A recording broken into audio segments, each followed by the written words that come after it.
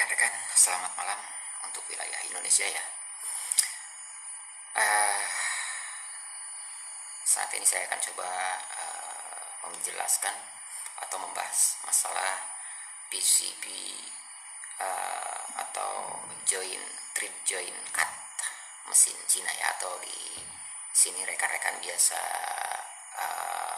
bilang PCB samping ya. Oke, penampakannya seperti ini. Kita akan coba bahas fungsi dan data yang masuk dan keluar dari PCB samping ini. Oke, kita lihat ini penampakannya ya. Kita lihat dengan dengan koneksi antar komponen. Oke, kita unroot dulu biar kelihatan. Seperti ini dia penampakannya. Ini adalah input dari gearbox ya. Dari gearboxnya pergeseran jarum, pemposisian pergeseran jarum ini, konektor yang ini ya.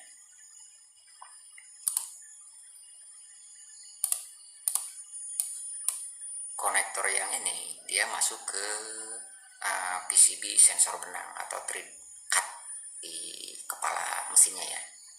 Terus yang ini dia dari mainboard. Oke, kita bisa lihat dari mainboardnya soket yang ini ya. Soket di mainboard yang persegi 4 ada 9 pin. Ada 9 pin ya. 1, 2, 3, 4, 5, 6, 7, 8, 9. Nah dia. Ini dari sini masuk ke PCB samping. Nah, yang ini dia. Kalau yang ini yang memakai IDC pin untuk plug kabel ya, dia masuk ke PCB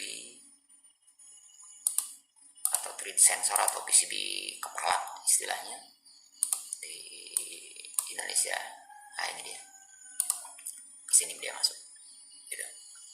Ini untuk data input dan output dari PCB kepala ke mainboard, tapi sebelumnya melalui daripada PCB sampingnya seperti ini. Oke, adapun fungsi daripada PCB samping, dia sebenarnya hanya sebuah perangkat yang memberikan informasi posisi sensor mana yang harus berfungsi di saat posisi jarum berada di jarum tertentu. Seperti begini, jika mesin borir itu ada di posisi jarum 1, berarti sensor nomor 1 lah yang harus berfungsi. Jika di posisi jarum 2, sensor nomor 2 lah yang harus berfungsi. Nah, fungsi daripada thread jointnya atau PCB samping ini seperti itu kira-kira. Adapun kita bahas dari awal, kayak kita rating dulu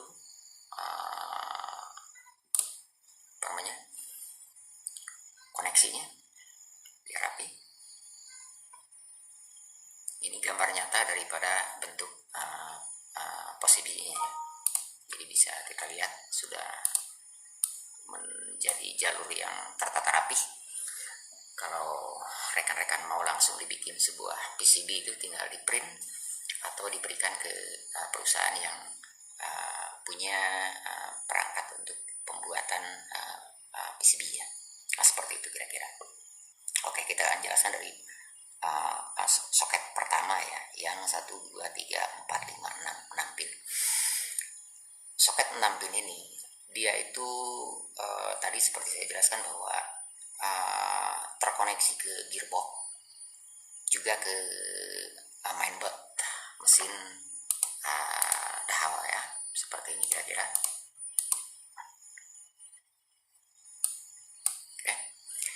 dia masuk ke soket yang di atasnya soket servo ya.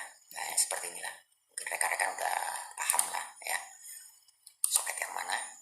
Soket yang ini berarti masuk dia ke, biar ketahuan, kita lihat soket yang ini. Nah, sini. Oke.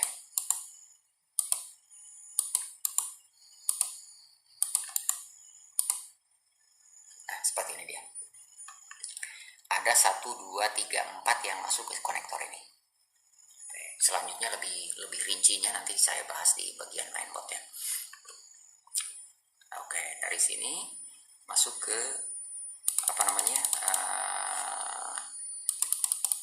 sensor gearbox, pemposisian di gearbox untuk menentukan jarum 1, jarum 2, jarum 3. Seperti itu. Oke, dia masuk ke soket yang 7 pin ini. Dari soket 7 pin dia masuk ke IC CMOS Logic ya, CMOS Logic 4514 dia.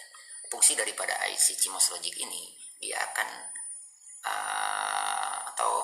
dia itu sebuah encoder ya, encoding dari data 4 data ini, 4 bit data BCD istilahnya,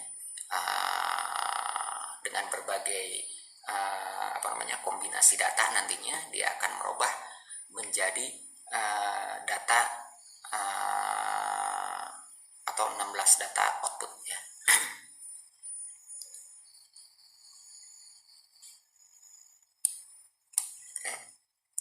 Setelah di decoding di 4514 dia akan keluar data menjadi 16 data, dari 4 data input menjadi 16 data. Di sini kita hanya menggunakan 9 data output ya, karena mesin Dahau Cina rata-rata di sini tuh 9 jarum ya, 9 warna jarum. Jadi di sini juga kita hanya menggunakan atau mesin atau PCB samping ini hanya menggunakan 9 data output dari IC 4514. Jadi dari IC 4514 ini dia keluar masuk ke transistor C1815, masuk lagi ke transistor BD236. Nah, transistor BD236 inilah yang menjadi penentu untuk sensor jarum mana yang harus menyala. Contoh, bila mana sekarang jarum ada di posisi jarum 1, sensor benang nomor 1 lah yang harus jalan. Oke, bila rekan-rekan menemukan permasalahan di mesin bordir, seandainya posisi jarum kita ada di jarum 1, tetapi yang nyala ada jarum nomor 2, berarti coba kawan atau rekan cek permasalahan ada di PCB samping ini ya, PCB samping ini. Di sini ada sederet transistor BD236. Oke, kita lihat sepenuhnya PCB-nya seperti ini kira-kira. Nah, ini ditentukan fungsi daripada sensor benang ditentukan dengan transistor yang ada di sini. Ini sensor nomor 1 ini ada di sebelah kiri. Nah, ini dia nomor 1. Jadi dia untuk menentukan bahwa sensor benang nomor 1 lah yang harus jalan jika jarum 1 jika jarum mesin bordir ada di posisi nomor 1 gitu. Dan ini nomor 2. Begitupun seterusnya, nomor 3, nomor 4, nomor 5, nomor 6, nomor 7, nomor 8, nomor 9. Oke. Jadi seperti tadi, bila mana rekan-rekan menemukan mesin bordir yang ada di posisi jarum 1 tapi yang nyala nomor 15. Oke. Salah satunya permasalahan kemungkinan besar di sini. Mungkin transistor salah satu ini rusak ya, atau kontak atau udah connect gitu. Cek aja satu-satu, bisa dicabut atau disesuaikan lah, disesuaikan nomor 1, nomor 2, nomor 3 diukur pakai ampermeter, nanti ketahuan mana yang short, mana yang enggak gitu. Nah, inilah fungsinya gitu. Jadi kalau seandainya ini kita buang dari nomor 2 ke nomor 9, hanya dipasang nomor 1, nanti yang bisa berfungsi sensor itu hanya nomor 1. Sensor nomor 1 ya, sensor nomor 1. Begitupun seterusnya. Nah, kira-kira seperti itu rekan. Terus dari transistor ini dia masuk ke soket IDC yang 20 pin atau plat kabel yang 20 pin ya. Terus yang di atasnya ada satu soket lagi, dia masuk ke mainboard ya. Oke. Kenapa yang ini juga masuk lagi ke mainboard sementara yang tadi juga masuk ke mainboard? Jadi ada perbedaan di sini. Kalau yang ini tuh untuk penerimaan data dari gearbox, pemposisian jarum 1, 2, 3, 4, 5, 6 ya, pemposisian ini ya. Dan dari sini diteruskan ke mainboard untuk dibaca oleh mainboard bahwa jarum ada di posisi 1, jarum ada di posisi 2. Nah, seperti itu.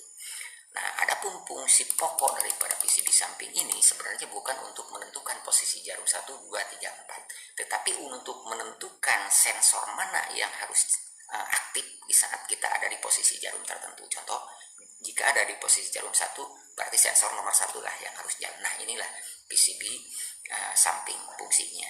Karena dari tadi sensor gearbox yang 4 data bit, dia dipecah jadi 16 data keluaran ya. 14 data keluaran,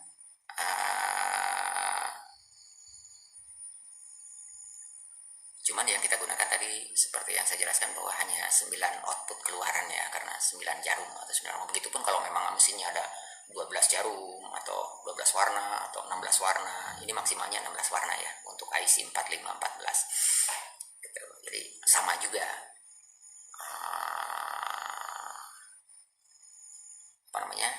fungsinya ya, fungsi daripada IC 4514. Jadi kalau rekan menemukan mesin yang 16 jarum tapi sulit menemukan PCB ini, rekan tinggal menambahi transistor ini sebanyak sesuai jarum di mesin tersebut ya.